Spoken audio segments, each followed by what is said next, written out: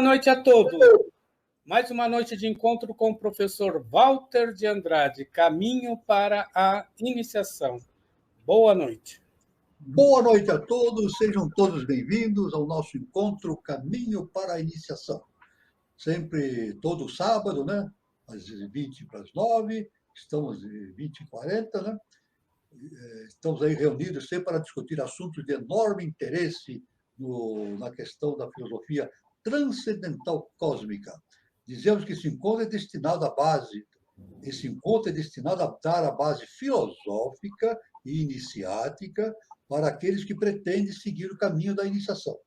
Então, esse encontro é o caminho para a iniciação. Agora, para seguir o caminho da iniciação, é necessário que a pessoa se filie, se inscreva, se filie a uma sociedade iniciática, né? Mas é necessário, de acordo com os mestres, que essa escola que a pessoa se filie siga rigidamente os princípios básicos da ciência iniciática das idades. E, como exemplo, nós damos a Sociedade Brasileira de Eubiose, fundada pelo nosso emérito professor Henrique José de Souza, que segue rigidamente os ensinamentos da filosofia iniciada das idades, né? Seguindo o caminho de Helena Petrovna Blavatsky, depois seguindo o próprio caminho do professor Henrique José de Souza para um terceiro milênio, uma nova civilização. O encontro segue o caminho, então, básico do conhecimento iniciático das idades, né? A base é a doutrina secreta de Helena Blavatsky e a eubiose do professor Henrique José de Souza. O objetivo é a síntese do conhecimento, a fim de propiciar aos pretendentes ao caminho da iniciação informações e valores importantes para essa finalidade, né? Então, outra finalidade do encontro é propiciar a reflexão a respeito do momento evolutivo em que a humanidade está vivendo, neste início do século XXI, início da era de Aquários, rumo a uma nova civilização. Então, isso é muito importante a gente ver isso, né? E para aqueles que já se encontram no caminho da iniciação, né? Então pode também fazer reflexão a respeito dos assuntos, fazer revisões a respeito dos assuntos que nós expomos e assim por diante, né? Para que a pessoa possa iniciar seu caminho da iniciação na Sociedade Brasileira de Eubiose, é necessário fazer a sua filiação, para fazer o curso inicial, chamado Grau Peregrino. É o primeiro curso, primeiro grau Peregrino. Então, para fazer esse grau peregrino, a pessoa precisa encontrar um departamento que esteja disponibilizando na atualidade esse grau, ou ver a data em que esse curso vai começar, para que a pessoa possa fazer a sua inscrição. Como é que faz? Entra na internet, vai lá, procura Eubiose na internet, o site da Eubiose, lá ele vai encontrar os sites dos vários departamentos pelo Brasil e no exterior, e pode, então, se informar a respeito desse assunto. A pessoa, então, se inscreve para fazer o primeiro grau, que é o grau peregrino. Primeiro grau. Depois faz mais 4 graus, totalizando 5. Finalizando esses 5 graus, a pessoa, então, pode se tornar membro efetivo da Sociedade Brasileira de Eubiose e desfrutar de todas as regalias, como ler as revelações do nosso augusto mestre, o professor Henrique de Souza, ler toda a literatura disponível, participar de reuniões online ou presencial, participar de ritualística e assim por diante. No momento atual, nós estamos voltando gradativamente. Passamos um ano e meio aí em estado de recolhimento, né? sem as ritualísticas, né? Presenciais, por motivo óbvio, né? Motivo planetário que está acontecendo, né? Mas estamos agora, a pouco e pouco, nós estamos retornando às atividades. Então, de tal maneira que nós esperamos que já esse final de ano e a partir do ano que vem a gente já começa a voltar à normalidade. Então, aí está o convite para todos aqueles que queiram participar da nossa escola, Sociedade Brasileira de Eubiose. Também lembrando que foi mostrado no início aí o livro que eu publiquei em janeiro do ano passado, A Aurora dos Deuses no Braço de Órion, né? Estão todos convidados a adquirir o livro e é um livro que dá muitas informações sobre o processo iniciático, sobre a evolução das raças, o processo da iniciação, né? Ele pode ser adquirido através do Conselho de Estudos e Publicações, CEP, através da internet, né? É só mandar um e-mail, cep@eubiose.com.br. Ou então no departamento da Moca, aqui na Rua Conde Prats, 988, Cambuci, quintas-feiras, das 10 às 16 horas, falar com o senhor José Aparecido, telefone 2021-7290. Então, esse é o recado inicial que nós queremos dar. Muito bem. Então, nós vamos continuar com o caminho que nós estamos percorrendo, justamente na doutrina secreta, com relação aos ensinamentos de Helena Petrovna Blavatsky. Nós estamos fazendo uma alternância, né? Por hora, nós entramos com ensinamentos de Helena Blavatsky, depois ensinamento do professor Henrique de Souza, assim dando uma visão geral desse assunto sobre iniciação, sobre o universo, cosmogênese, antropogênese e assim por diante, né? Então, nós vamos aqui, justamente seguindo a linha da doutrina secreta, da cosmogênese de Helena Blavatsky, né, seguindo os raciocínios que ela vem fazendo e vamos analisando, né, e fazendo as nossas análises, as nossas meditações, né? Então, nós paramos, no encontro anterior, nós paramos a respeito de HPB falando sobre Paracelso, o grande Paracelso, né? Ele falava sobre a questão justamente da manifestação do eterno, a manifestação da consciência cósmica nos planos objetivos e como se faz esse processo. Então, ele tem toda essa indicação. E ela cita alguns elementos do pensamento de Paracelso, né? E se dessa forma nós podemos dizer, conforme Paracelso, o Magnus Limbus, ou seja, o eterno, né? O Tati, a essência divina primordial, né? O imanifestado. O Magnus Limbus é o viveiro de onde saíram todas as criaturas, do mesmo modo de que uma semente minúscula se desenvolve uma árvore. Com a diferença, porém, de que o grande Limbus, ou seja, o eterno, tem a sua origem na palavra de Deus. Ou seja, o eterno tem a própria origem dentro de si mesmo, né? Ele é onipotente, né? Ao passo que o Limbus menor, a semente, o tem na terra. Então, ele faz uma distinção justamente naquilo que nós distinguimos, né? Justamente o arquétipo, que desce, direção da terra, para fazer o mundo, a materialização no mundo objetivo, né? Então, é justamente a ideia e a potência e o ato, né? A ideia da manifestação e a manifestação em si na face da Terra, né? O grande Limbus, ou seja, o eterno, né? O Sol central, podemos dizer também, de onde saíram todos os seres, e o pequeno Limbus, quer dizer, uma instância mais próxima de nós, do além-a-caixa, é cada ser final que reproduz a sua forma, depois de ser produzido pelo grande aspecto, né? O pequeno organismo, o pequeno possui todas as qualidades do grande. Veja bem, o pequeno possui todas as qualidades do grande, se não de forma objetiva, desenvolvida, mas de forma potencial. Então, se nós vemos um grãozinho de areia no deserto, ele tem toda a potencialidade da divindade, em estado potencial. Que Deus está em tudo, tem toda a potencialidade ali para ser desenvolvido. Então, o pequeno possui todas as qualidades do grande, no mesmo sentido em que um filho tem um organismo semelhante ao do pai. Pronto. Biologicamente, isso também acontece, né? Quando essa comunhão cósmica se desenvolveu, né? O poder divisor, diferenciador, individualizador começou a atuar. É isso?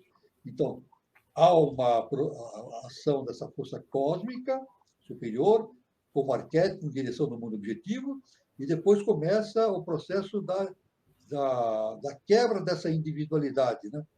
Ou seja, o diferenciador dessa individualidade. Toda a produção se realizou como consequência da separação. Da ideia saíram os elementos fogo, água, ar e terra. cujo nascimento, todavia, não ocorreu de modo material ou por simples separação, mas espiritual e dinamicamente, nem mesmo por combinações complexas, como a mistura mecânica oposta à combinação química, a semelhança do fogo que brota de uma pederneira, quer dizer, de uma fonte de luz, uma fonte de fogo, né? Ou da árvore que surge de uma semente, embora originariamente não houvesse fogo na pedra, nem na árvore, na semente. O espírito é vivente, a vida é espírito, e a vida e o espírito, chamado justamente Prakti Purusha, produzem todas as coisas, mas são em essência um e não dois. Isso é muito. Veja bem o que Paracelso fala, né? Veja bem, Deus ele se mostra no processo da manifestação em diversas características, né? Mas ele não se divide, ele continua uno. Por isso dizemos, e todos aqueles que entendem a respeito da filosofia transcendental, que nós somos um. Nós somos um. Temos a divindade dentro de nós e somos um. Então, Deus não se divide. Ele fica, na sua essência, ele permanece a sua essência em todas as partículas que existem no universo. Os elementos também possuem, cada qual sua própria natureza, porque toda atividade da matéria, em cada forma, não é senão um fluxo da mesma fonte. Mas assim como da semente brotam as raízes com suas fibras, depois o tronco com seus ramos e suas folhas, e por fim as flores, as sementes do mesmo modo. Todos os seres provieram dos elementos e se compõem de substâncias elementares, que podem dar nascimento a outras formas, como os caracteres de seus pais. Os elementos mães de todas as criaturas são de uma natureza invisível e espiritual e possuem alma. Todos eles brotam o Paracelso chama mistério magnum. Nós chamamos do eterno, né? Então, o eterno geralmente é o grande mistério. E ele chama, em latim, ele fala mistério magnum. Ele é o grande mistério, né? E é o que então, Paracelso fala o mistério magnum, o grande mistério. E HPB também indica isso, que esta questão da manifestação do imanifestado para o manifestado é o grande mistério que o nosso universo, as consciências do nosso universo devem entender. É isso? As consciências que estão vivendo no nosso universo, que é o sistema solar, que é o nosso sistema solar, nosso universo, e as consciências de todo o universo que existe. Desculpe, terá que entender justamente esse mistério magno, esse grande mistério que é justamente o fenômeno, né, da manifestação do imanifestado. E como se dá esse intercâmbio, né? Ou seja, descendo vida energia e subindo vida consciência. O grande mistério. Compare-se, veja só, no seu tempo, tudo isso que nós nos referimos, através do KPB, são ensinamentos justamente de Paracelso. Né? Veja bem, já há muitos anos que existiu, né? E veja bem a quantidade de ensinamentos e a expansão de consciência que Paracelso possuía a respeito dessa visão cósmica ligada à filosofia transcendental cósmica. Né? Agora, a KPB compara tudo isso com o Purana, da Índia, né? De Pradana, a substância primordial, presidida por Kshetrajna, o espírito encarnado, provém o desenvolvimento desigual, ou a evolução dessas qualidades. Do grande princípio Mahat, a inteligência universal ou a mente, procede a origem dos elementos sutis e dos órgãos do sentido. Então, tudo tem uma origem. Tudo tem uma origem que nós não podemos nem dizer que é uma origem inteligente. É muito mais do que a inteligência. Nosso mestre diz, a inteligência do homem é o espírito de Deus no homem. Então, nós não podemos entender o imanifestado. Nós não podemos entender, pelo menos até agora não podemos. É impossível para o ser humano entender. É necessário que o ser humano deixe de ser humano e torne-se um ser super-humano, depois um ser subdivino, depois divino, para começar a ter acesso a esse conhecimento justamente relativamente ao eterno, ao imanifestado, né? É uma coisa muito importante isso. Pode-se assim demonstrar que todas as verdades fundamentais da natureza eram universais na antiguidade e que as ideias gerais sobre o espírito, a matéria, o universo, ou sobre Deus, a substância e o homem eram idênticas. Estudando as duas filosofias religiosas mais antigas do mundo, o hinduísmo e o hermetismo, facilmente se reconhece a sua identidade. Então, a HPP dá como referência, né? Justamente, todo esse conhecimento profundo está referido tanto no hinduísmo como no hermetismo. O mais importante é nós verificarmos, né, que são dois lugares distantes na face da Terra, né? Índia e Egito. Mas, no entanto, esses conhecimentos se completam, se aliam, se identificam.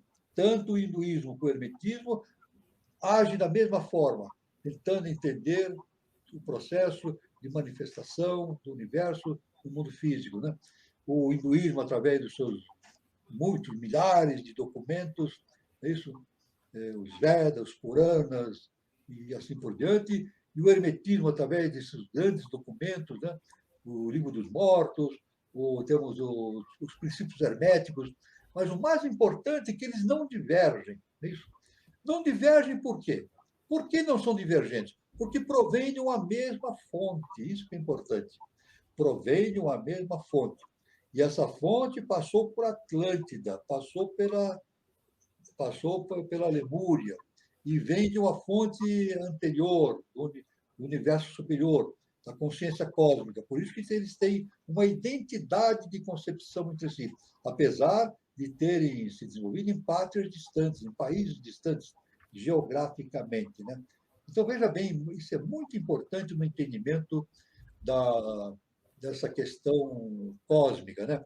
É isso que justamente nós sempre batemos nesse ponto, que a ciência oficial, a ciência acadêmica, deverá entrar nesse caminho de entendimento superior para verificar que aquilo que nós mexemos, nós trabalhamos, nós operamos com a ciência oficial, a ciência acadêmica, ainda é muito pequeno, muito rudimentar com relação ao conhecimento superior cósmico. Mas esse entendimento o atingimento desse entendimento superior cósmico através dos cientistas só ocorrerá quando o cientista promover o seu autoconhecimento. É questão vibracional. Vibracional. Por quê? Porque tudo aquilo que nós temos na face da Terra, nós não criamos, já está criado. Nada se cria, Lavoisier, nada se cria, nada se perde, tudo se transforma. O grande químico francês, a grande descoberta que ele fez, mas foi uma descoberta não só na química, uma descoberta cósmica. Nada se cria, nada se perde, tudo se transforma. E a ciência vai ter que fazer isso também. Trazer esse conhecimento cósmico para a face da Terra, é isso? Esse é o papel. No terceiro milênio isso deve acontecer, mas é necessário que haja a transformação interna dos cientistas, ou seja, a sua iniciação. É isso. Isto se torna evidente e quem lê a última tradução dos fragmentos herméticos que anteriormente citamos e que se deve à nossa amiga, cuja perda deploramos, a doutora Anna Kingsford, né? Ela tinha falecido na época, a doutora Anna Kingsford, a HPB se refere a ela com muito respeito, né? A doutora Anna Kingsford foi uma grande teósofa, médica, e ela foi presidente da Sociedade Teosófica justamente na Inglaterra, né? Então, a HPB demonstra um grande respeito a ela. Quem quiser, na internet, pode acessar. Existe um livro dessa, Vestida de Sol. Fantástico. Veja, Vestida de Sol. Existe na internet, pode acessar, pode baixar gratuitamente. E tem também um site dedicado especificamente à doutora Anna Kingsford, com muitos ensinamentos. Está lá livre para quem quiser acessar na internet, né? Então, embora os textos hajam sido mutilados, deturpados em sua passagem por mãos sectárias gregas e cristãs, soube a tradutora, com muito engenho e intuição, senhorear os pontos obscuros, procurando clareá-lo por meio de explicações de notas. Então, ela diz que mesmo que esses textos, aquela se cita, né, dos fragmentos herméticos, tenha sido deturpado na tradução através dos tempos, né? Isso acontece. Né? O nosso mestre, numa das suas revelações, ele tem uma expressão muito interessante. Ele fala assim, tradutori, traditori, em italiano, né? Tradutori, traditori. Ou seja, tradutor, traidor. Toda vez que se faz uma tradução, a tradução não é idêntica à original. Porque aquele que traduz vai ter que usar as expressões da língua que ele está traduzindo e ele nem sempre encontra correspondências adequadas para fazer uma tradução adequada. E, mesmo assim, além do processo de dificuldade na tradução, existe também o processo que é comum na humanidade, a tradução ser feita através de interesses pessoais, para adequar aquela tradução aos objetivos de religiões, de pensadores, de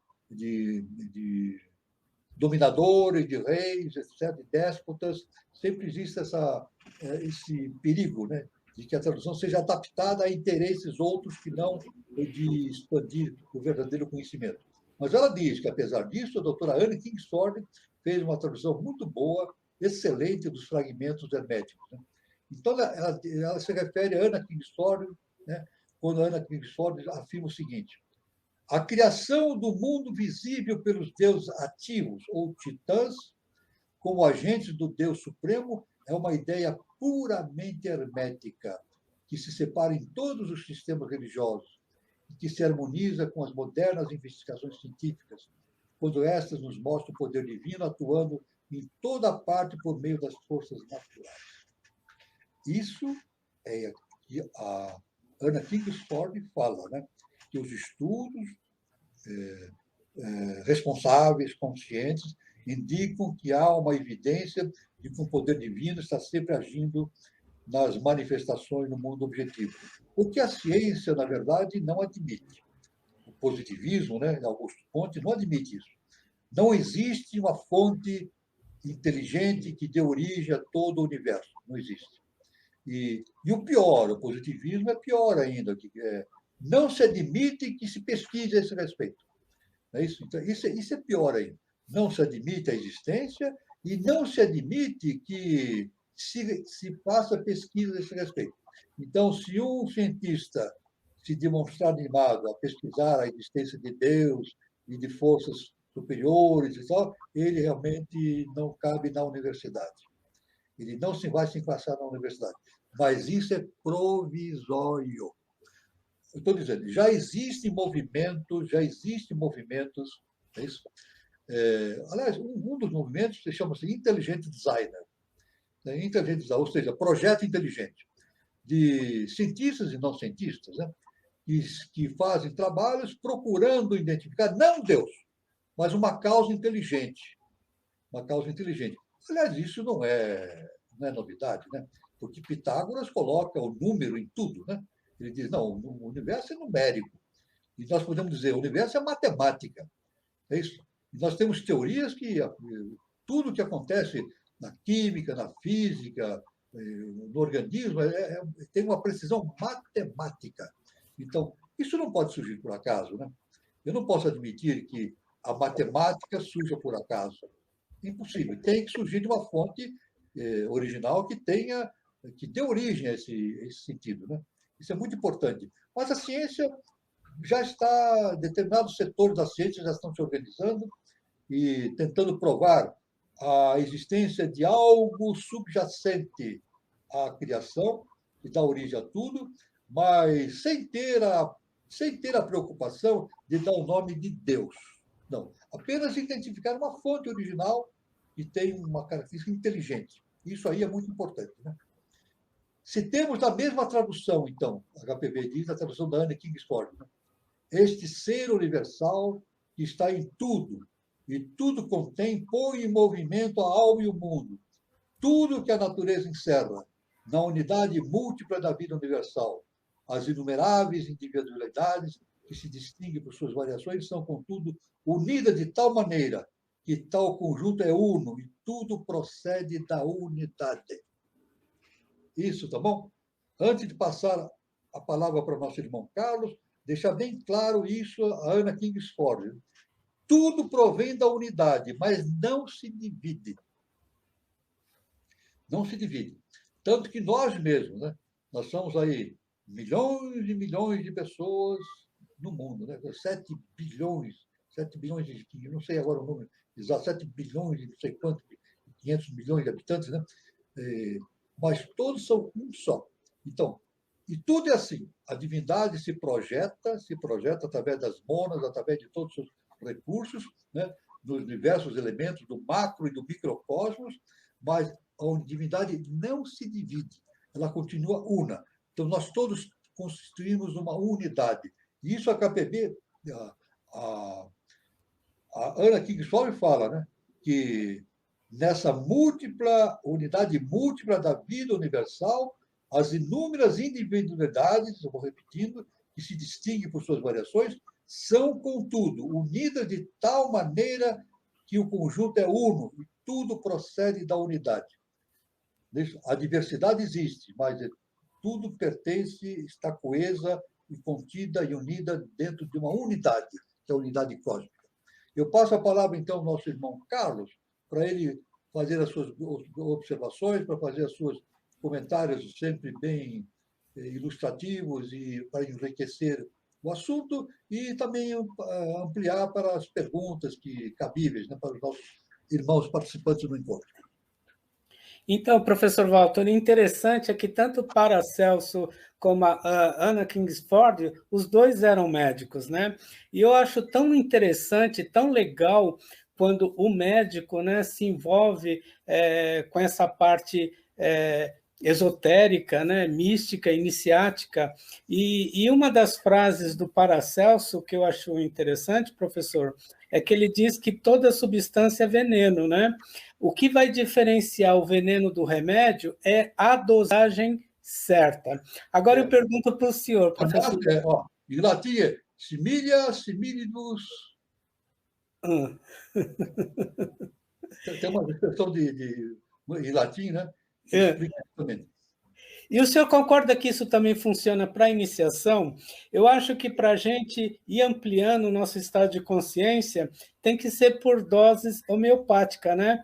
A gente tem que ir subindo degrau por degrau, adquirindo conhecimento e ir se curando, né, da obscuridade da ignorância. É sempre dizendo que o veneno, o Paracelso, ele diz que o veneno, quando utilizado em pequenas quantidades, ele pode processar o benefício. Né? Pô, aqui no Instituto Butantan existem medicamentos feitos com veneno crotálico, né, das cobras para o coração. É isso. Os digitálicos, né? Medicamentos digitálicos. Então, eles são retirados de veneno de cobra. Veneno de cobra. O próprio curare, né, aquele veneno que paralisa, que é usado pelos indígenas, o curare que paralisa o corpo, né, também é utilizado para fins medicinais em pequenas quantidades. Né? Agora eu me lembrei, o Paracelso falava assim, similia similibus curantur. Similia similibus curantur, ou seja, o semelhante tem uma similaridade com a cura, né?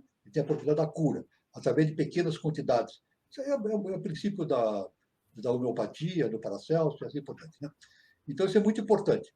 Agora, a Anna Besant, a Anna Kingsford foi uma pessoa extraordinária. Né? Eu estou repetindo isso porque tem fontes na internet para pesquisa muito importante. A Anna Kingsford, ela não foi somente uma médica, foi uma grande médica na época, né? E, aliás, foi naquele tempo, agora vamos aí falar do feminismo, né? Naquele tempo era difícil ter uma médica, né? Talvez na Inglaterra, eu não sei se ela foi a primeira, mas com certeza ela foi a segunda, professora. Segunda médica. É. Foi uma das primeiras. Então, você disse, foi a segunda. Não tinham médicas, não tinha só médico. E claro que ela teve que vencer, evidentemente, um preconceito. Imagina o preconceito, né? no século XIX, o preconceito, uma médica, né? Então, isso é evidente, o preconceito. Mas ela foi uma grande médica e não somente uma grande teósofa. E também, não somente isso, ela tinha uma percepção extrafísica extraordinária. Ela fazia previsões, ela tinha visões com o Cristo, visões no tempo da crucificação do Cristo. Tudo isso tem os livros dela demonstram. É interessante entrarem no site específico da Anna Kingsford, tem muita coisa para estudar. E eu devo dizer que Anna Kingsford é realmente referenciada por Blavatsky. Né? Blavatsky dá uma enorme importância a esse ser que existiu no século XIX. Né? Muito bem. É isso. A segunda médica, então. A segunda médica. Né? Isso. Eu vou pesquisar isso. Eu não sei qual foi a primeira, mas eu vou pesquisar. Não, aqui fala que a primeira, professor, foi Elizabeth Garret. Elizabeth Garret. Elizabeth Garret Anderson. Elizabeth Garret Anderson. Eu vou pesquisar. Tá. Tá.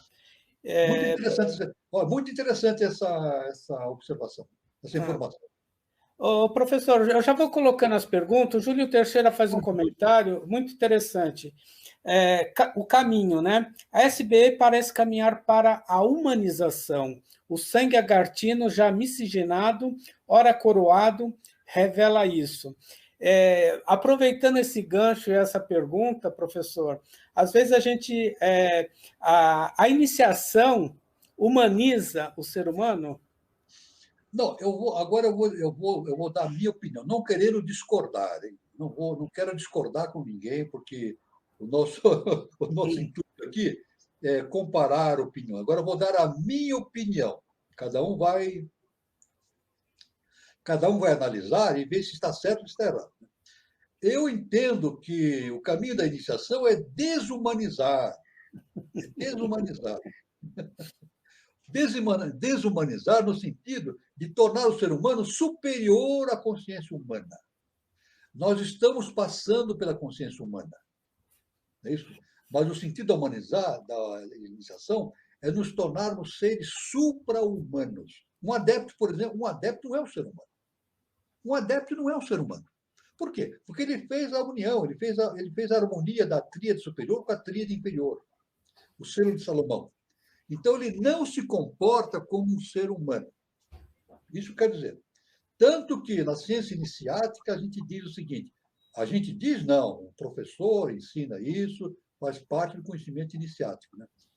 Um iniciado, um adepto, nós nunca sabemos como ele vai se comportar. Nunca. Um ser humano a gente sabe. A gente sabe como ele vai se comportar. Eu vou dar um exemplo novamente, que eu sempre dou, porque é um exemplo clássico e eu preciso dar. Né? É isso. Se eu levar um tapa como ser humano, o que eu vou fazer? Eu vou reagir. Isso é inevitável. Levo um tapa, aí eu reajo. Se eu chegar para um amigo e disser, eu levei um tapa hoje, eu fiquei quieto. Meu amigo vai dizer, você está doido, você levou um tapa e não fez nada, ficou quieto? Você está doido. Porque é da essência do ser humano, quando recebe uma violência, reagir com violência. Essa é da essência do ser humano. Agora, Jesus falava, se alguém te der um tapa no rosto, num lado do rosto, oferece o outro rosto. É isso? É isso? Se alguém te der um tapa no lado, no rosto, oferece outro lado para lhe dar. Né? Quer dizer, isso é impossível a gente imaginar que um ser humano vá se comportar dessa maneira. Mas um anjo se comporta dessa maneira. O anjo não devolve o ódio pelo ódio. Ele devolve o ódio que ele recebe, ele devolve como amor. Então, isso aí é uma situação super-humana. E é isso, o nosso destino é esse. A iniciação é nos tornarmos super-humanos. Nós temos que passar por essa vivenciação humana. Nós não somos seres humanos, estamos passando pela vivenciação humana. E deixaremos a vivenciação humana para sermos seres super-humanos. E esse destino é inevitável. Nosso mestre diz, a humanidade do futuro será constituída por uma raça de adeptos. Então, não será mais a humanidade. Nós não podemos chamar de humanidade. Quando a raça humana for uma raça de adeptos, não vai ser mais humanidade. Vai ser o quê? Uma raça de adeptos, mas não humana, super-humana. Assim como nós tivemos raças não humanas, nós tivemos. A primeira e segunda raça eram raças não humanas, porque não tinha tríade superior. A raça adâmica e hiperbórea não eram raças humanas, porque não tinham ainda desenvolvido a tríade superior. Raça humana começou da meados da Lemúria para frente.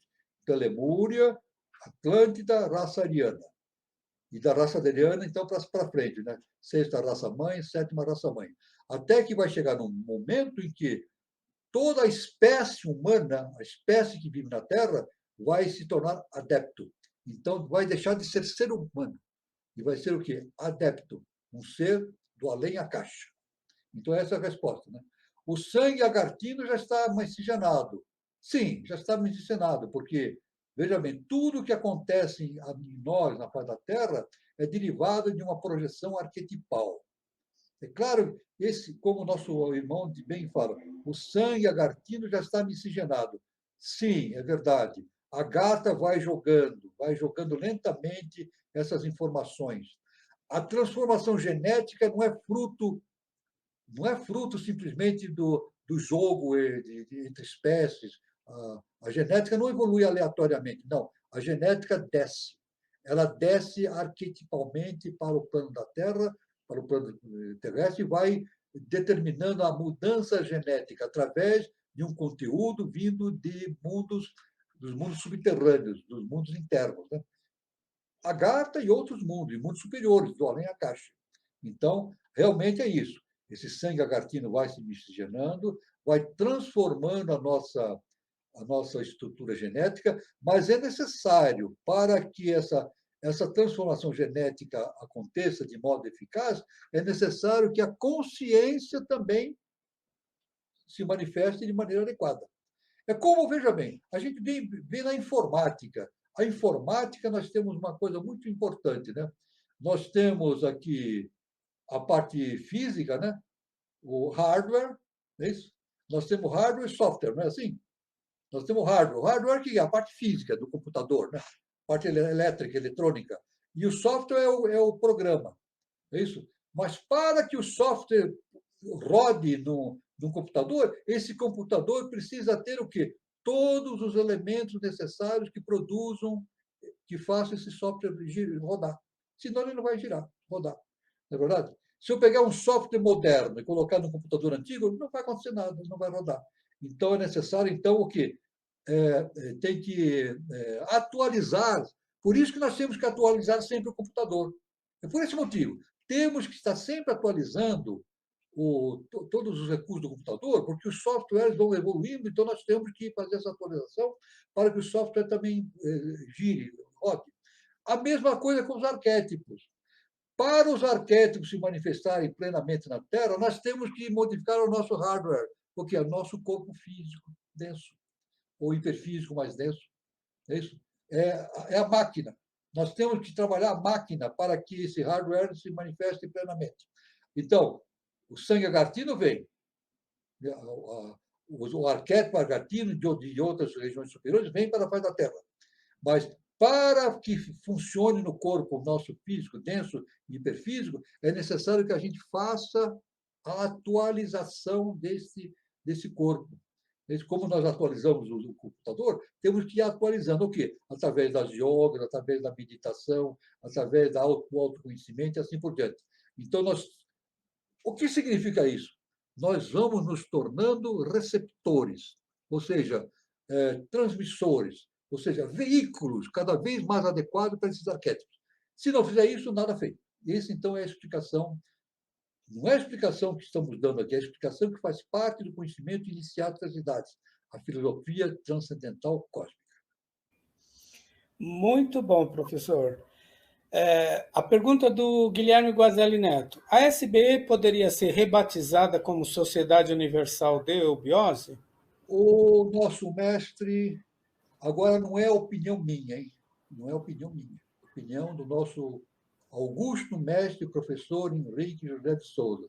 Ele deixou em revelação que o nome da sociedade vai mudar no terceiro milênio.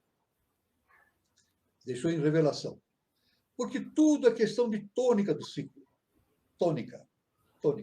Não que a Sociedade Brasileira de Eubiose está errado o nome. Está certo. para a nossa tônica.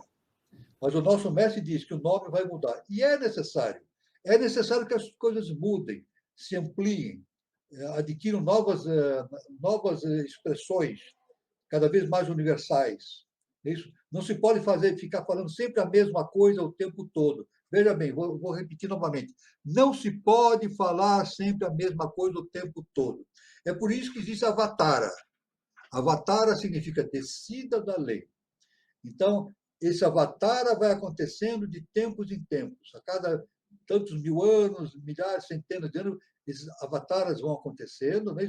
Aconteceu, né? Krishna, Buda não foi Avatara. Krishna, Jesus o Cristo, HPB, professor Henrique de Souza e outros tantos, né? São centenas, milhares. Esses avatares vão acontecendo, né? E levando o conhecimento humano para o futuro. É isso? E é claro que a estrutura do conhecimento tem que ir se modificando, os nomes também, o equipamento todo. Assim como toda a estrutura biológica tem que se afinando com a realidade universal cósmica, também as estruturas, os nomes, as definições vão se refinando, a tal ponto que nós conduzamos tudo isso para um entendimento não mais verbal, mas mental. Não é verdade? Um entendimento intuitivo e verbal. Isso. Não mais verbal, intuitivo. Isso, e mental superior. Intuitivo e átmico. Nós devemos levar isso para esse ponto. Né? Tudo bem? Então, essa é a resposta que eu posso dizer. Esse rebatismo vai acontecer. Não é porque eu estou falando. O nosso mestre, professor, nosso augusto mestre, professor Henrique de Souza, já deixou isso escrito em suas revelações. Ô, professor, um comentário interessante é da Alice OP. A natureza é um grande livro a céu aberto, né, professor? Exatamente. A natureza é só ler a natureza, tem tudo ali. A natureza tem todo o equilíbrio cósmico, a matemática. Tudo que acontece na natureza é matemático. Tudo. As flores, as folhas, não é isso? Os princípios herméticos dão essa função. Né? Hermes Trismegisto dá essa explicação da evolução. Muitas correntes matemáticas agora, inclusive pode consultar na internet a teoria do caos, dentro da informática, a teoria do caos identifica todas as conformações, não só orgânica, mas as galáxias, o universo todo, se comporta como um princípio matemático. E o grande princípio matemático, a grande forma de evolução das estruturas é justamente a espiral. A espiral. Tanto que as galáxias formam uma espiral, o movimento evolutivo é uma espiral, o Sol caminha levando os planetas, girando ao seu redor, e os planetas giram ao redor do Sol, nós vamos descrever uma espiral no caminho do espaço. Né? Então, é tudo uma espiral. As plantas, as folhas têm no seu arcabouço geométrico de desenvolvimento uma espiral. Todos podem estudar isso através dos princípios herméticos. Né? Então, realmente, a natureza é um grande livro a céu aberto. Agora, esse grande livro é um livro escrito por algo, não apareceu por acaso. Essa é que é a questão que a ciência não consegue entender. Esse livro não é um livro aberto ao léu, de qualquer maneira, não. É um livro escrito por algo superior. É isso? Os arquétipos vão descendo e vão escrevendo na natureza aquilo que deve acontecer de maneira cósmica e perfeita.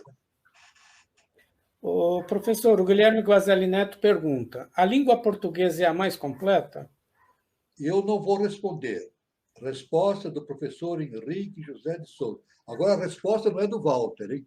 A resposta é do nosso augusto mestre, professor Henrique José de Souza. Nosso mestre diz: a língua portuguesa é uma língua sagrada. Vou repetir.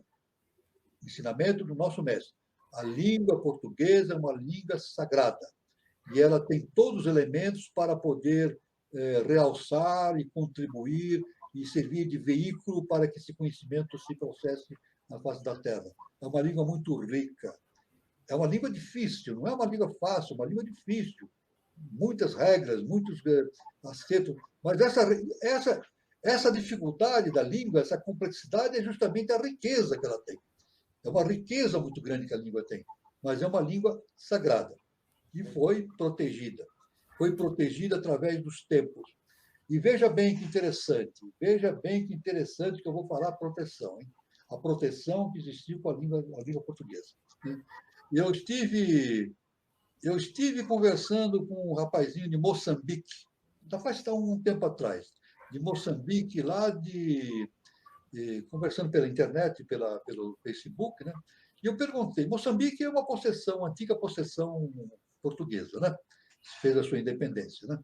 E eu perguntei assim, o português é falado aí plenamente, né? Ele disse, não, é uma das línguas. Nós temos 15 línguas aqui.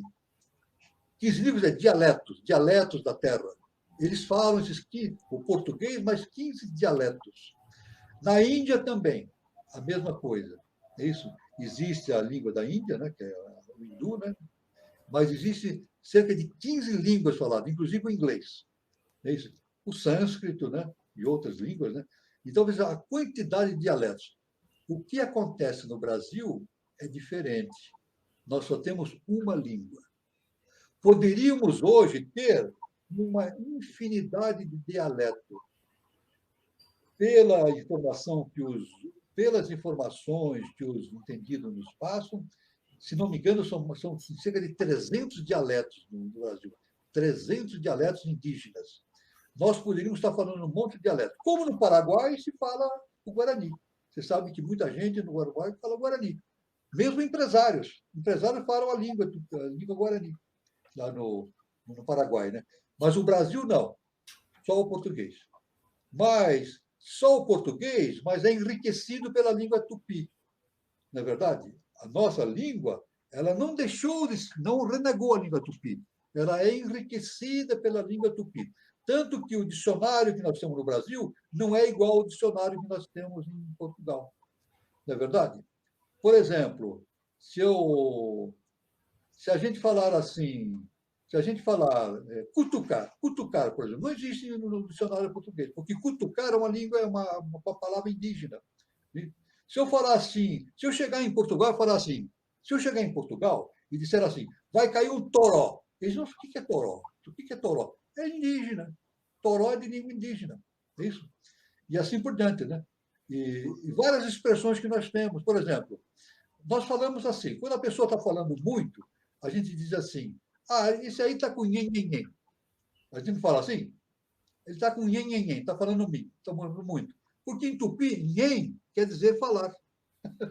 Nhen é falar. Então, quando está nhen, quer dizer falando muito. Então, nós assimilamos muita coisa do Guarani, né, do tupi, mas a língua portuguesa ficou integral. Né? Isso nós devemos ao nosso grande, aquele que foi um grande Marquês de Pombal. O Marquês de Pombal que fez essa. Isso é uma informação que eu preciso passar. O Marquês de Pombal, eu inicialmente, quando eu estudava na escola, eu achei isso um ato terrorista dele, né? Um ato terrorista. Ele proibiu que os jesuítas incentivassem a fala do tupi. Não, tinha que falar português. Todos os indígenas tinham que falar português. Ele proibiu, a custo de uma pena muito severa. Eu achava isso uma coisa muito autoritária, fora de sentido. Mas hoje eu vejo que o Marquês de Pombal, não, ele agiu conforme a lei. O português é uma língua sagrada. E no Brasil, nós falamos basicamente uma língua só, o português. E o Brasil é um país continental, hein? Dentro do Brasil cabe a Europa toda. A Europa toda cabe dentro do Brasil. A Europa toda cabe dentro do Brasil. No entanto, falamos uma língua só. Mesmo com esta questão dos 300 dialetos que nós temos nas línguas indígenas, né? Mas o Marquês de Pombal manteve. Uma das missões dele foi justamente manter a integração, a integridade da língua portuguesa. Né? Então, enquanto outros países, vários países, se falam 15 línguas, aqui no Brasil fala-se uma só. Isso é um fenômeno universal, mas típico do Brasil, porque o Brasil é o berço da nova civilização. patrimônio da Ordem de Cristo, Pátria do Avatara Maitreya.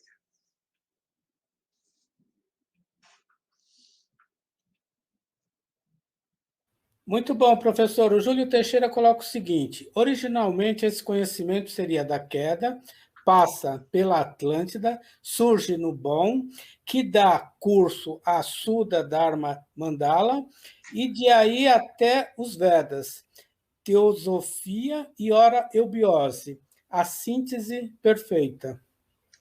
O nosso irmão Júlio faz uma síntese aí de uma caminhada do conhecimento, né? Exatamente. Esse conhecimento, ele vem... Todo conhecimento é produto de uma queda, né? De uma queda, né? O conhecimento não vem em si de graça, né? Sempre há uma queda. Isso é a queda dos anjos, né? A queda dos anjos foi justamente foi trazido a potencialidade da tríade superior, né? Então sempre é uma queda, né? Os mestres têm que viver, é isso? Os mestres têm que necessariamente viver uma vida física, é isso? Veja bem o que eu estou dizendo. Os mestres têm que necessariamente ocupar um corpo físico para ensinar. Isso é inevitável. Todos, Buda, o Siddhartha Gautama, Jesus o Cristo, nosso mestre, a HPB e outros tantos, né? Então, há uma queda de consciência, né, para surgir o conhecimento, né? Passando pela Atlântida, né? E justamente como o nosso mestre, o nosso Júlio Terceiro, a Suddharma Mandala. E daí até os Vedas, Teosofia e Aureobiose. Então, esse é o caminho. Há um caminho definido, né? Desde o conhecimento original dos deuses, vindo através de quedas sucessivas. Depois, esse conhecimento vai sendo ensinado de forma, assim, a cada época tem um tipo, uma forma de se comunicar esse conhecimento, uma tônica do ciclo, isso vai se modificando, de tal maneira que esse conhecimento é dado para o ser humano de maneira que caiba na cabeça dele. Eu sempre falo isso, né? Jesus falou aquilo que cabia na cabeça do pessoal daquela época, e mesmo assim não foi entendido. Veja bem. O nosso mestre falou também coisas que cabem na nossa cabeça, mas mesmo assim, com coisas que cabem na nossa cabeça, nós não entendemos ainda. Temos que nos esforçar muito. Imagine se eles falassem coisas de que nós não entendemos. Seria um absurdo. Isso é também um absurdo. Tanto que não é aceito, né? Quando se fala de coisas transcendentais, de coisas muito transcendentais, é renegado peremptoriamente pela ciência, pelos cientistas, pelos ditos entendidos e assim por diante, né? Agora, é claro que nós estamos caminhando para uma síntese desse conhecimento. Mas essa síntese do conhecimento não se dá apenas pela logística da língua escrita, se dá pela logística do entendimento interno. Tanto que o nosso mestre diz, a iniciação no início, na sua fase inicial, no seu início, é simbólica, é uma iniciação simbólica. Depois, a iniciação se torna real. Por quê? Deixamos de entender pelo símbolo, e a linguagem é uma forma simbólica também, né? A linguagem é símbolo, é simbólico, né? Nós deixamos de entender através da linguagem para entendermos através da realidade que está por trás desse símbolo, né? Então, por isso que o nosso mestre fala, né? A letra que mata, o espírito que vivifica. A letra é símbolo. Se a pessoa seguir só o símbolo, não, ela não vai entender nada. Ela tem que entender o que está por trás da língua, atrás da frase verbal, né? Da frase linguística, né? O que está por trás. E isso significa um entendimento mental e intuitivo e depois átmico, crístico, dentro de si. De tal maneira que chega um momento, quando o indivíduo se torna um adepto, ele não precisa mais de livros, não precisa mais consultar nada. Está tudo dentro dele. Ele vaga dentro dele. Ele viaja dentro dele mesmo, da consciência, dentro da caixa, e obtém todos os conhecimentos.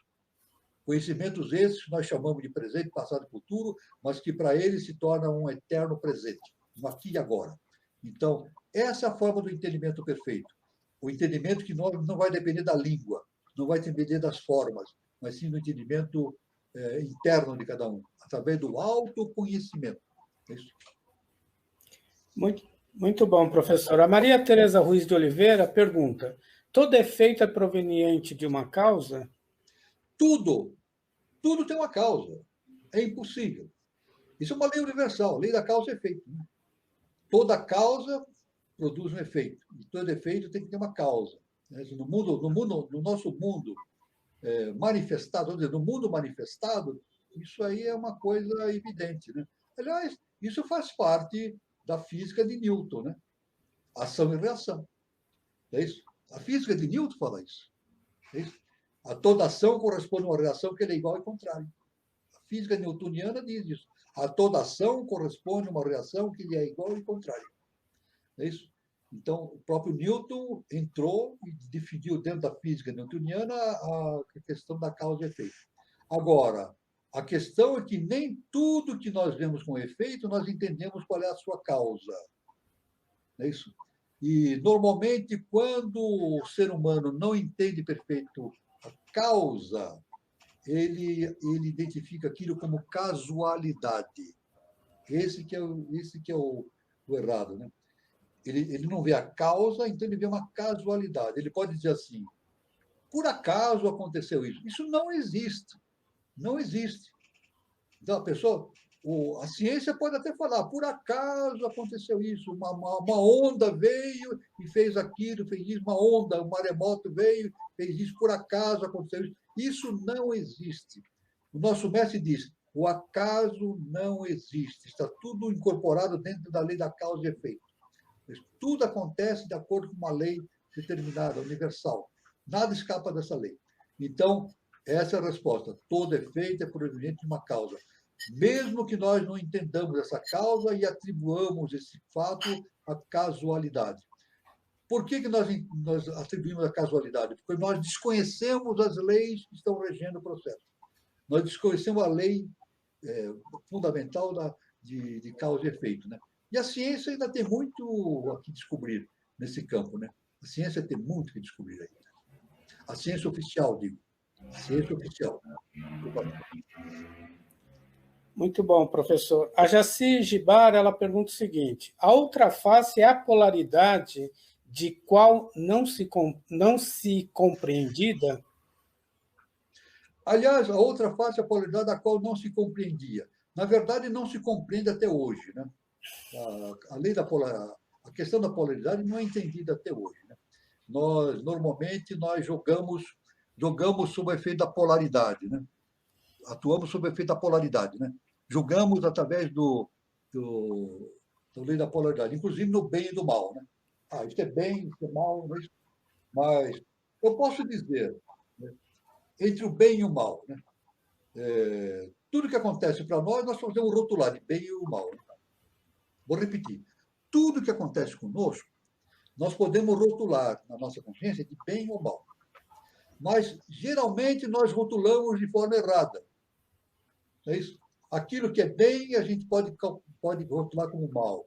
E aquilo que não é mal, pode rotular como bem. Mas, na verdade, não existe o bem e o mal em si. Existe o necessário. Aí está. Então, o bem e o mal, isso é uma das oposições, né? Da polaridade, o bem e o mal. Mas eu tenho a luz, a sombra, o quente, o frio, né? O bem e o mal, justamente, o que acontece na injunção dessas duas aspectos da polaridade é o necessário. O karma, por exemplo, a questão do karma, né? Geralmente, a pessoa, quando quer falar uma coisa de ruim na sua vida, ela fala assim, é o meu karma, esse é o meu karma, como se fosse uma coisa pesada, negativa. Mas o karma não é bem nem mal. O karma não é bem nem mal, ele é o necessário. Agora, uma coisa é a seguinte, uma coisa é verdade, o karma sempre trabalha para a evolução do indivíduo. Isso. Então, o karma é sempre evolutivo. Ele nunca trabalha pela involução. O karma sempre trabalha pela evolução da consciência. Então, é o necessário. Mas nós rotulamos de forma diferente. Por isso que o nosso mestre nos ensinou. Uma das últimas coisas que ele falou neste mundo terreno, ele falou que ele gostaria que os discípulos entendessem a polaridade. Então, ele continuou dizendo: quem entende a polaridade entende tudo. Muito bom, professor. O Alan Quadros pergunta: a Agartha se manifesta na vertical, de cima para baixo, e a evolução e consciência de maneira horizontal, o Pramanta da evolução. Exatamente. A evolução humana, o processo evolutivo ocorre na horizontal. Ocorre na horizontal, está ligado com o tempo, né? O tempo e o espaço. Está ligado com o tempo e o espaço. E na vertical, justamente, vem o arquétipo manifesta na via vertical. Então, tudo que é arquetipal, ele desce pela linha vertical. E produz as suas influências e manifestações no horizontal. É o Pramanta, exatamente. O Pramanta. E justamente nesta queda do vertical com o horizontal, dá-se o atrito. O atrito, né? O atrito gera o fogo, o calor, o fogo. Então, aliás, Pramanta justamente a definição de Pramanta, os antigos, né? Os nossos antecessores, né? No tempo das cavernas, etc., ou antes, né? Ou depois, um pouco depois, eles acendiam o fogo através do quê? Atritavam uma haste de madeira numa base que tinha um furinho, né? Iam atritando com a mão ou com um arco com uma corda, né? Iam fazendo, atritando, e naquele ponto do contato do bastão, naquele orifício, eles colocavam gravetos, coisas que pudessem arder. E aquele calor ia se desenvolvendo e originava o fogo. Era assim que se fazia o fogo na antiguidade. E põe a antiguidade nisso. Então, aquela haste chama-se Pramanta. E a base é o arame. Justamente então, a explicação do nome Pramanta. Pramanta é aquela haste que age na vertical. E o arame é a base, que tem aquele furinho onde a haste fica girando. Né? Então é isso. Pramanta é isso. Gera atrito. Gera atrito justamente na face da Terra. Esse atrito gera a evolução. O atrito é a polaridade. É a polaridade, né? Justamente a polaridade da descida de vida e energia, fazendo com que suba a vida a consciência. É claro que esse atrito produz uma série de reações no mundo, na esfera orgânica, na evolução, e nós podemos aí catalogar uma série de reações que podem ocorrer nesse desenvolvimento, né? Nas práticas humanas, nos choques, nos entrechoques, etc. Né? Mas tudo isso produzindo a evolução. Então, realmente, é como o nosso Alan Quadros falou, a evolução ela se promove nessa face horizontal. É isso? E aquilo o arquétipo ele desce na forma vertical, alimentando essa evolução na face da Terra, justamente para fazer com que aquelas consciências que estão na face da Terra, aquelas mônadas que estão ali vivendo numa consciência humana, se tornem super-humanas, subdivinas e divinas futuramente. A volta à casa do Pai. É como diz a Alice, né? A divindade se humaniza e o homem se diviniza. Exatamente. A divindade se humaniza e o homem se diviniza. Nós podemos até definir a evolução. Né? Nós podemos definir a evolução de várias maneiras. Uma das definições é isso. É o seguinte: evoluir é divinizar, humanizar a divindade. Ou seja, o divino tem que caminhar com pés humanos. O divino tem que caminhar com pés humanos na face da Terra. Então é isso que nós temos, a descida dos diversos sistemas. Nós estamos no quarto sistema evolutivo. Né? O nosso mundo horizontal. O nosso mundo horizontal é o quarto sistema. É isso. Lá para cima, na direção da vertical, nós temos o quinto sistema, sexto sistema, sétimo sistema, oitava coisa, assim por diante. Mas isso vai descendo, É isso. Tanto que nas práticas que o nosso mestre nos recomenda, é justamente o nosso trabalho interno, é justamente produzir em nós a consciência do quinto sistema e do sexto sistema. Isso quem entrar na eubiose vai trabalhar com isso. Quem entra na eubiose, faz parte, fica trabalhando ocultamente, é isso, e nesses processos todos, né? Justamente para fazer com que nós se manifeste o quinto sistema e o sexto sistema. O quinto sistema é o segundo trono, a Mãe Divina. Então, inevitavelmente, esse segundo trono, que é o quinto sistema, deverá se projetar na face da Terra. Mas para que esse segundo sistema, esse segundo trono, esse segundo logo se manifeste, que é o quinto sistema, se manifeste na face da Terra, é necessário que tenha veículos para que isso ocorra. Como nós falamos, né, no computador, né? É necessário que a máquina esteja funcionando bem, para que este software, esse arquétipo, possa se reproduzir na parte humana. Então, essa é a questão. Transformação interna. Esse é o segredo. Transformação interna é o segredo, que faz com que o segundo trono venha baixando e um dia se manifeste na face da Terra. E depois o sexto sistema, primeiro trono e assim por diante. Muito bom. A Maria Tereza Ruiz de Oliveira coloca: gradualmente a nossa consciência está caminhando rumo à consciência do divino, como Jesus disse, meu Pai e eu somos um. Exatamente, perfeito. Jesus falou isso perfeitamente bem. A nossa consciência está caminhando para uma consciência do divino. E Jesus falava assim, eu e meu Pai somos um. Ele falava assim, eu e meu Pai somos um. Isso é uma coisa fantástica. Né? Então, a nossa... Ele dizia que o retorno justamente a parábola do filho pródigo. Né? Nós estamos retornando à casa do Pai. Estamos retornando à casa do Pai. Jesus falava com palavras bem simples, ele falava verdades cósmicas de maneira bem simples. E o Alan Quadros coloca o seguinte, professor: a evolução no momento atual se dá sobre a face da Terra. Se faz necessário tanto a Agartha quanto à humanidade esse trabalho no mundo terreno, momento ímpar. Mas é claro, se faz necessário tanto a Agartha quanto a humanidade. Claro, a Agartha nos mundos internos, a humanidade no mundo da face da Terra.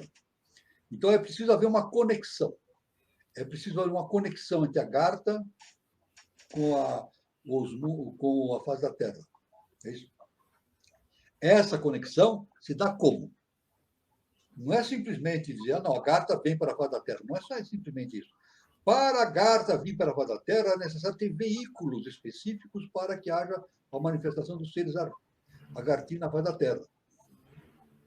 Então, é por isso que esse trabalho no mundo terreno é muito importante. A formação de veículos. A formação de veículos para que os seres agartinos possam se manifestar na face da Terra. Isso é importante. É isso? Não há como fazer de maneira diferente. Porque esse é o livre-arbítrio. É questão do livre-arbítrio. Então, o indivíduo vai desenvolvendo o seu livre-arbítrio, vai aceitando, não aceitando, vai entendendo como as coisas funcionam e vai se tornando um veículo cada vez mais adequado para essas consciências agartinas e outras dos mundos do além-a-caixa, né? Dos anjos e assim por diante. Então, evidentemente, esta comunhão deverá ocorrer de forma inevitável. Inevitável essa comunhão. Faz parte do processo da evolução. O professor Júlio Teixeira coloca um trecho dos escritos do professor JHS. A língua pouco importa, mas que seja a única, a verdadeira, a língua portuguesa, porque esta, por si só, possui todas as sub-raças arianas, principalmente as gregos-romana, do arquivo de Portugalo, ou gaulês, não é Lisboa, o Líssapa, tudo ali transpira ao dicionário. Exato, esse é o processo evolutivo, né? Hoje nós temos uma língua, a língua padrão do mundo é o inglês, né? Mas nós já tivemos a língua padrão do mundo, o quê? O romano, né? Não é isso? A língua romana já foi. O latim. O latim já foi a língua falada por todo mundo. Todos os grandes escritores escreviam em latim. Não é isso? O latim era o inglês daquela época, né? E já foi uma época que o grego era o preferido por todos, né?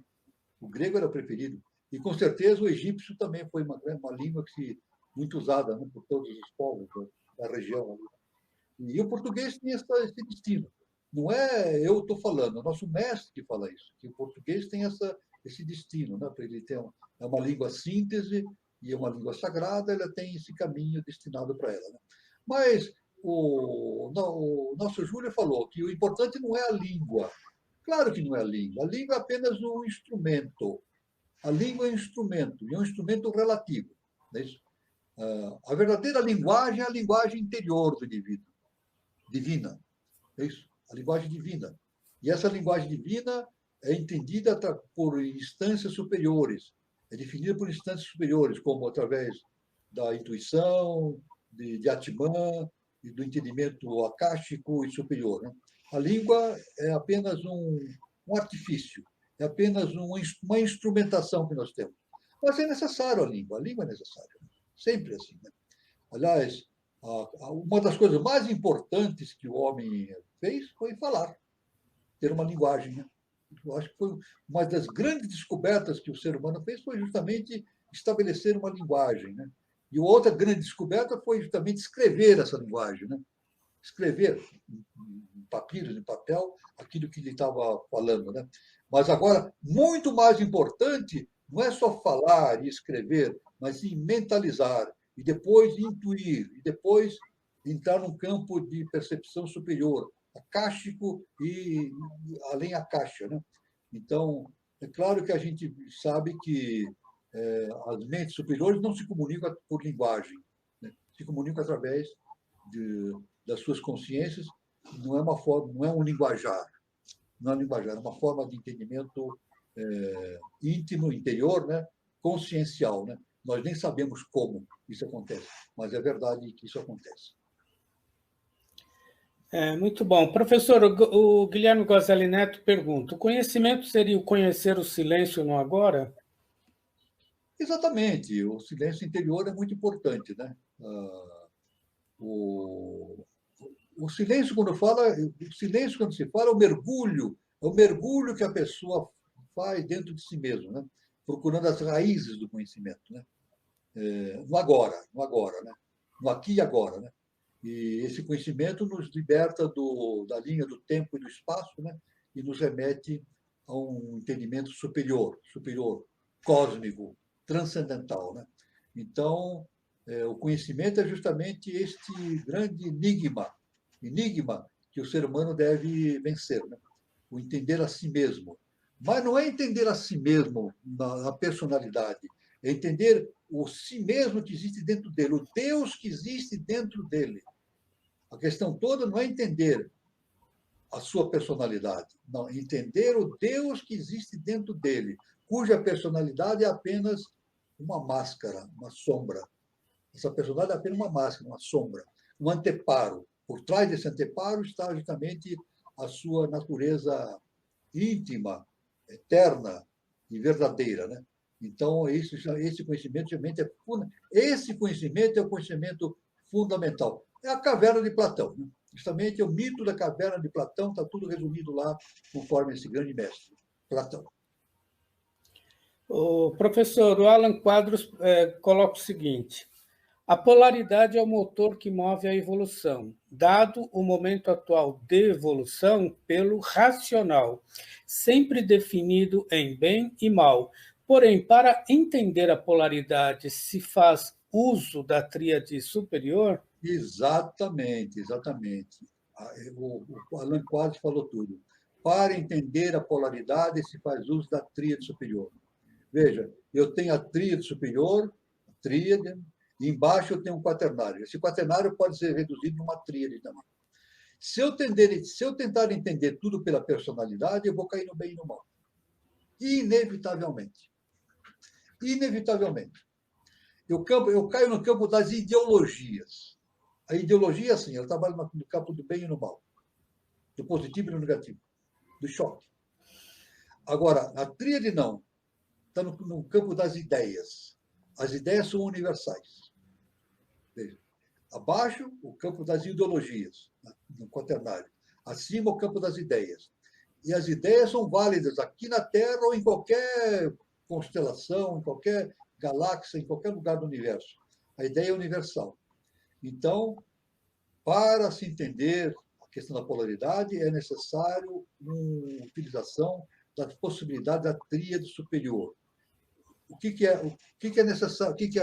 O que é necessário desenvolver? O mental abstrato, o mental superior, o Budi, que é a intuição, e o Atman, que é o Cristo interno.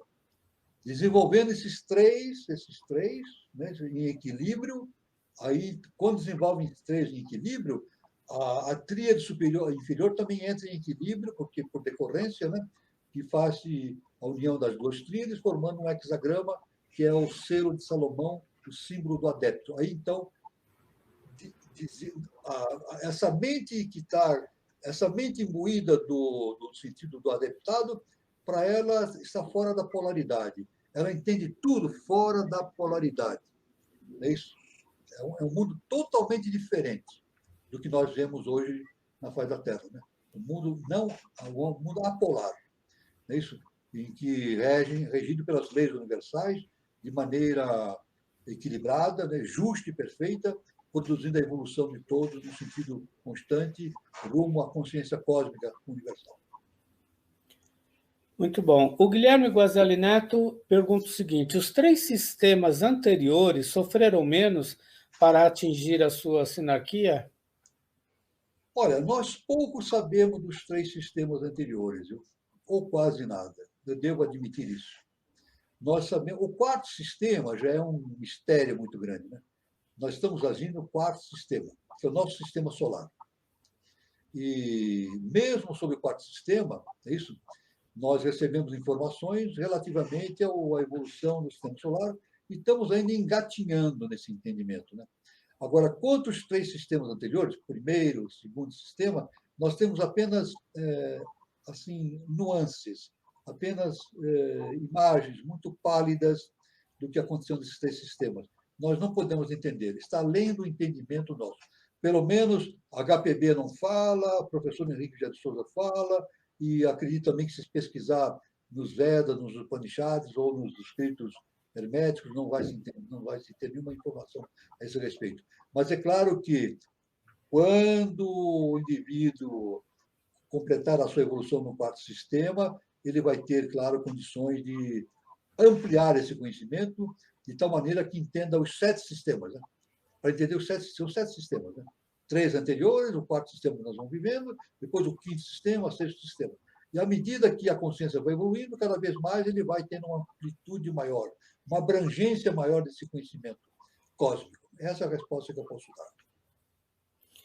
A Alice Alp pergunta o seguinte, professor: devemos nos colocar em disposição interna para receber as inspirações? Sim, exatamente.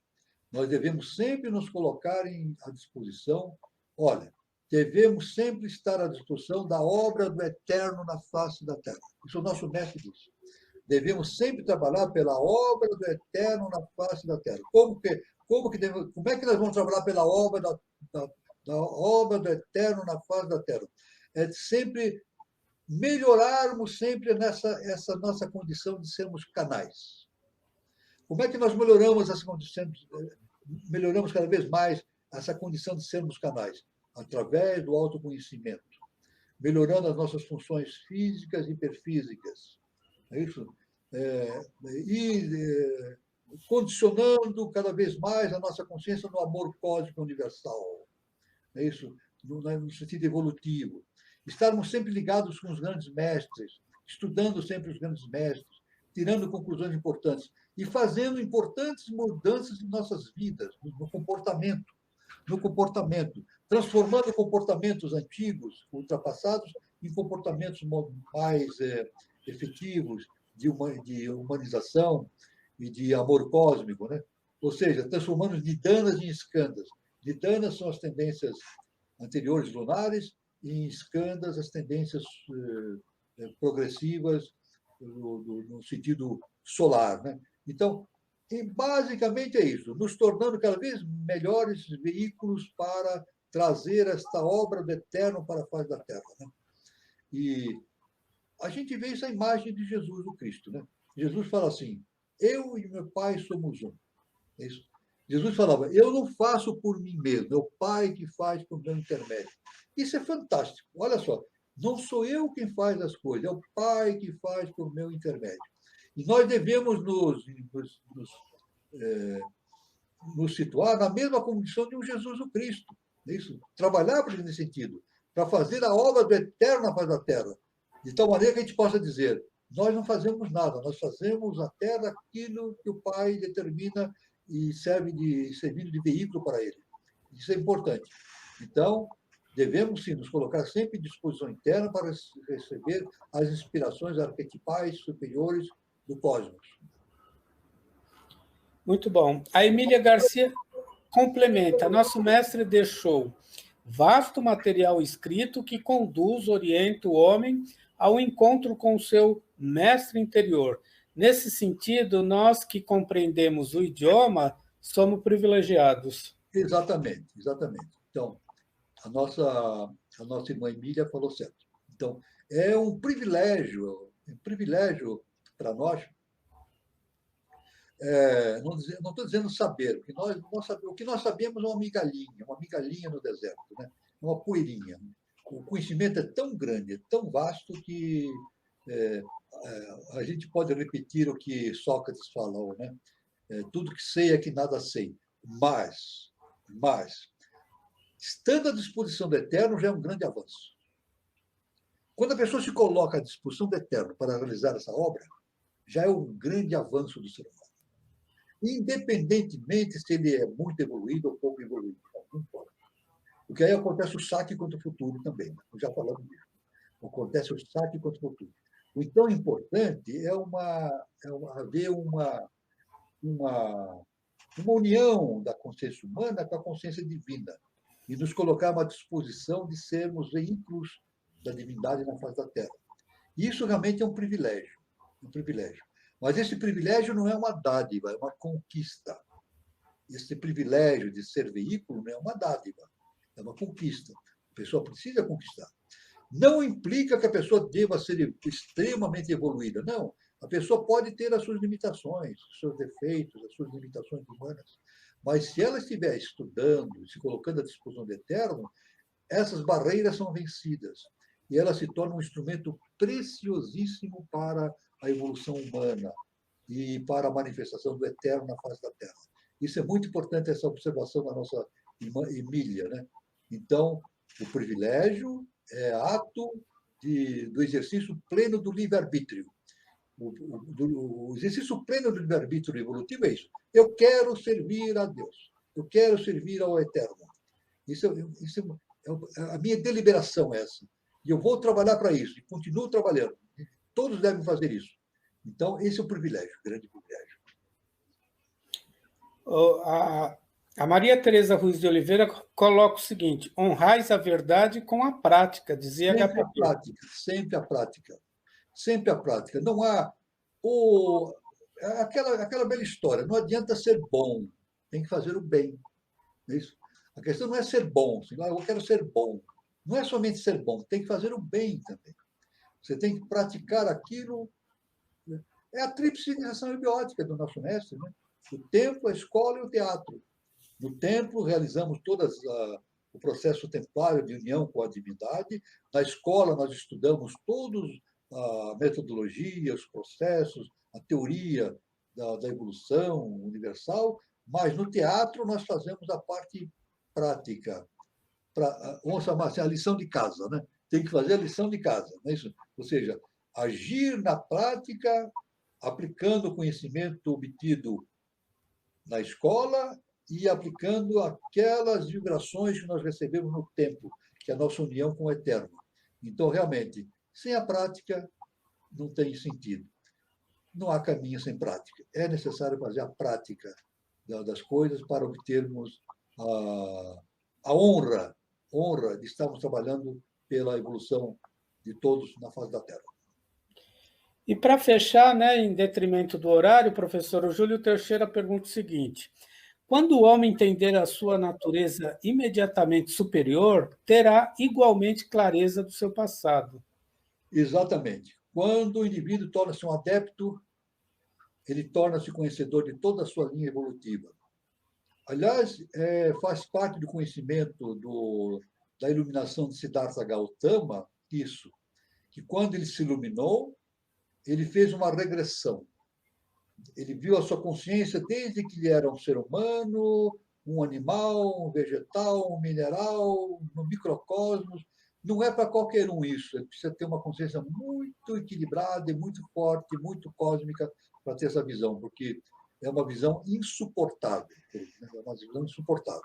Mas, é claro, quando o indivíduo atinge o adeptado, ele tem essa possibilidade de analisar toda a sua vida pregressa, analisar as possibilidades futuras e, além disso, entrar em consonância com as outras consciências do seu mesmo plano e sentir-se uno. Isso é importante, olha. Ele começa a sentir uno com os outros. Então, deixa de existir a separatividade. Aí ele vê que Deus não se divide. Aí ele percebe, na sua maior clareza, ele vê que Deus não se divide. Deus projeta os seus arquétipos para fora da Terra, mas ele não se divide, ele mantém-se uno. Nós construímos uma unidade. HPB, hoje mesmo nós evocamos esse detalhe, né, dado por HPB, dando para Paracelso, inclusive. Paracelso, né? A divindade se projeta, mas não se divide. E quando nós atingimos o adeptado, nós temos uma visão completa de nosso processo evolutivo e atingimos uma noção de unidade. Não é a unidade final, é o princípio do começo, o princípio dessa caminhada para uma condição subdivina e depois divina, o retorno à casa do Pai. Muito bom, professor. Eu queria agradecer a participação de todos, né? Em virtude do horário, a gente tem que ir finalizando e poder colocar aqui para vocês o recado da nossa reunião, né? Nossa roda de conversa que temos aqui toda terça-feira, tá? Então, a nossa próxima roda de conversa será na terça-feira, tá? Dia 26 de outubro, 2021, no mesmo horário, às 20h40, tá? O tema será Prometeu e Pandora, um cuidado a mais.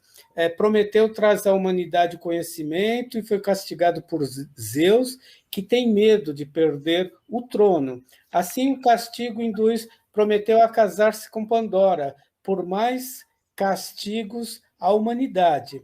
O quanto eles retratam a psicologia humana e as suas reflexões iniciáticas, tá? Então, a roda de conversa tem a nossa psicanalista, pesquisadora, né, psicóloga, Elci Patti, lá de Franca, São Paulo. E o mediador será o nosso querido Eduardo Nunes. Eu queria também já deixar de antemão avisado que, que a nossa roda de conversa do dia 2 de novembro de 2021, no mesmo horário, às 20 e... que será em outro horário, às 20h21, tá? Vai já ser um debate, uma roda de conversa sobre o preparo ao encontro anual de 2021 do Sistema Geográfico do Roncador, vivenciando o Arcano 1 no pré-centenário da SBE. A abertura será do Leonardo Faria Jefferson de Souza, e as considerações da Venerável Aline, Ariel Rico, Jefferson de Souza, Maria Augusta de Queiroz Parreira, José Ribeiro e também de Neldo Egon Veiriche. O tema, então, será discutido também por Elcio Souza Lopes e Enzio C. Garcia. Tá? A moderação ficará por conta de Mauro Leslie, Dani Trancoso e Eduardo Nunes. E uma novidade é que está sendo criado o QR Code a partir dessa roda de conversa. Tá? Então, através desse QR Code, vocês podem obter mais informações sobre o tema, sobre o assunto e tudo mais. Então, era isso que eu tinha que deixar aqui de recado para vocês. Mais uma vez, eu quero agradecer a participação de todos, tá? Obrigado pela participação, pelas perguntas. Um bom final de sábado, um bom final de semana, bom domingo e até terça-feira. E a próxima, né? Muito obrigado pela presença de todos. Foi uma felicidade, uma honra ter todos presentes, né? E luz, paz e amor para todos e fiquem com Deus.